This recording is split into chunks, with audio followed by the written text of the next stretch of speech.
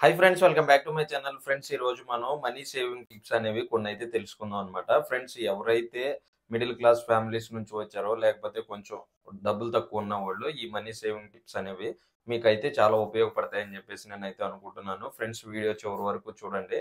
మనము ఎందులో ఇన్వెస్ట్ చేయడం గానీ, లేకపోతే ఎందులో మనం డబ్బులు పెడితే మన డబ్బులనేవి సేఫ్‌గా ఉంటాయో కూడా ఈ వీడియోలో అయితే మాట్లాడుకుందాం. వీడియో చివరి వరకు చూడండి. వీడియో గనక నచ్చితే మన ఛానల్‌ని అయితే ఖచ్చితంగా సబ్స్క్రైబ్ అయితే చేసుకోండి.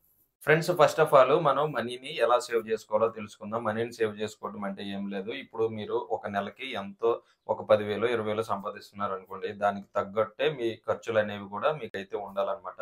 కానీ చాలామంది మిడిల్ క్లాస్ వాళ్ళు ఏం చేస్తారంటే వచ్చిన డబ్బులు ఎలాగలా దుమారంగా ఖర్చు పెడతా ఉంటారు. సో, అందుకనే మనం మనీ అనేది అప్పుల పాలవ్వటం గాని ఇలా అవుతూ అయితే జరుగుతా ఉంటదనమాట. సో, ఈ ఖర్చులనేవి మనం ఎప్పుడైతే తగ్గించుకుంటామో, మన డబ్బులనేవి కూడా మనం సేవ్ చేసుకోవడానికైతే అవకాశం అయితే ఉంటది. మనం సేవ్ చేసుకున్న మనీ ఎక్కడెక్కడ ఇన్వెస్ట్ చేయాలో కూడా నేను ఇప్పుడైతే చెప్తాను చూడండి. ఫస్ట్ మీరు మ్యూచువల్ ఫండ్స్ ఆప్షన్ అయితే తీసుకోండి. ఫ్రెండ్స్, మనకి మ్యూచువల్ ఫండ్స్ ఆప్షన్‌లో మీరు ఇన్వెస్ట్ చేస్తే ప్రతి నెల ఎంతో కొంత ఇన్వెస్ట్ చేయడానికైతే ట్రై చేయండి. ఎందుకంటే మ్యూచువల్ ఫండ్స్‌లో మనకి మంచి రిటర్న్స్ వచ్చి మనకి లాంగ్ టర్మ్‌లో మనకి డబ్బులు చాలా సేవ్ అయ్యే అవకాశం అయితే ఉందన్నమాట. ఇంకా రెండోది మనకి గోల్డ్‌లో ఇన్వెస్ట్ చేయండి. ఫ్రెండ్స్, మనకి గోల్డ్ రేట్ అనేది ఒక 4 ఇయర్స్ బ్యాక్ అయితే చూసుకోండి. మనకి చాలా తక్కువుండేది. కానీ ఈ 4 ఇయర్స్‌లో చాలా అయితే పెరగటం అయితే జరిగిందనమాట. సో, గోల్డ్‌లో కూడా ఇన్వెస్ట్ చేయడానికైతే ట్రై చేయండి. మీరు గోల్డ్ కొనటానికి ఒక 2, 3 మంత్స్ మీ దగ్గర అమౌంట్‌ని దాచిపెట్టుకొని అలా కొనుక్కోవడానికైతే ట్రై చేయండి. సో, మనకి 2 ఆప్షన్‌లయితే చెప్పాను. Mutual fund, gold. అలాగే ఇంకా మూడోది ఏంటి అంటే మనం ల్యాండ్ మీద ఇన్వెస్ట్ చేయడానికైతే ట్రై చేయండి. ఫ్రెండ్స్, మీరు ఒకేసారి ఎక్కువ అమౌంట్‌లో ల్యాండ్ మీద ఇన్వెస్ట్ చేయడానికైతే ట్రై చేయండి. మీ దగ్గర ఒక 3,00,000 గాని, 4,00,000 గాని అలా ఉంటే ల్యాండ్ మీద ఇన్వెస్ట్ చేయడానికైతే ట్రై చేయండి. మనకి ఈ మూడిట్లో ఇన్వెస్ట్ చేసిన వాళ్ళు ఇప్పటి వరకు నష్టపోయారని ఎక్కడ కూడా మీరు వినుండరనమాట.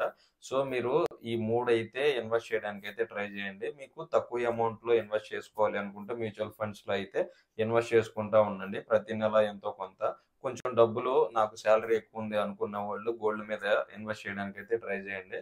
ఇంకా మీరు డబ్బులు మీ దగ్గర ఎక్కువున్నాయి. ఒక 4,00,000, 5,00,000 అలా ఉన్నాయి అనుకున్న వాళ్ళు ఒక ల్యాండ్ ఏదన్నా చూజ్ చేసుకొని దాన్ని కొనుక్కోవటానికైతే ట్రై చేయండి. ఫ్రెండ్స్, ఈ మూడిట్లో ఎవరైతే ఇన్వెస్ట్ చేస్తారో వాళ్ళు రాబోయే కాలంలో చాలా డబ్బులైతే సేవ్ చేసుకునే అవకాశం అయితే ఉంటది. ఫ్రెండ్స్, మ్యూచువల్ ఫండ్స్ గురించి గాని, లేకపోతే స్టాక్ మార్కెట్ గురించి గాని మన ఛానెల్‌లో వీడియోస్ అయితే చాలా ఉన్నాయి. మీకైతే కావాలి అనుకుంటే ఆ వీడియోస్ చూడండి. మీకు ఇంకేమన్నా డౌట్స్ ఉంటే గనక మీరు కింద కామెంట్ సెక్షన్‌లో అడగండి. నేను కన్ఫర్మ్‌గా రిప్లై అయితే ఇస్తాను.